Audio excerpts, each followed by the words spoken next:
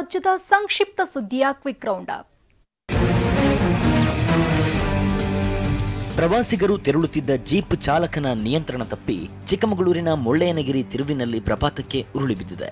ಅಪಘಾತದಲ್ಲಿ ಬೆಂಗಳೂರು ಮೂಲದ ಪ್ರವಾಸಿಗರಿಗೆ ಸಣ್ಣ ಪುಟ್ಟ ಗಾಯಗಳಾಗಿವೆ. ಮುಳ್ಳಯ್ಯನಗಿರಿ ಪ್ರವಾಸ ಮುಗಿಸಿ ಹಿಂದಿರುಗುವಾಗ ಅಪಘಾತ ಸಂಭವಿಸಿದೆ.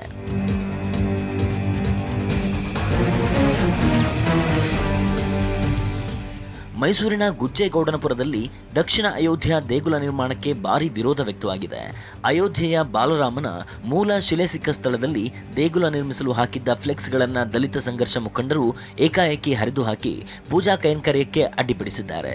ಯಾವುದೇ ಕಾರಣಕ್ಕೂ ದೇವಸ್ಥಾನ ನಿರ್ಮಿಸಲು ಬಿಡಲ್ಲ, ದೇಗುಲದ ಸ್ಥಳದಲ್ಲಿ ಅಂಬೇಡ್ಕರ್ ಪ್ರತಿಮೆ ಮಾಡಿ ಅಂತ ಪಟ್ಟು ಹಿಡಿದಿದ್ದಾರೆ.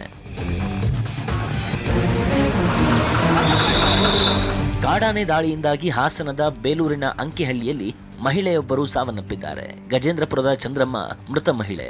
ಕರುಣ್ ಎಂಬುವರು ಕಾಫಿ ತೋಟದ ಕೆಲಸಕ್ಕೆ ಬಂದಿದ್ದಾಗ ಆನೆ ದಾಳಿ ಮಾಡಿತ್ತು. ಆರಂಭದಲ್ಲಿ ಮೃತದೇಹವನ್ನು ಸ್ಥಳದಲ್ಲೇ ಇಟ್ಟು ಸ್ಥಳೀಯರು ಪ್ರತಿಭಟಿಸಿದ್ರು. ಕಾಡಾನೆ ದಾಳಿಗೆ ಶಾಶ್ವತ ಪರಿಹಾರಕ್ಕೆ ಆಗ್ರಹಿಸಿದ್ರು.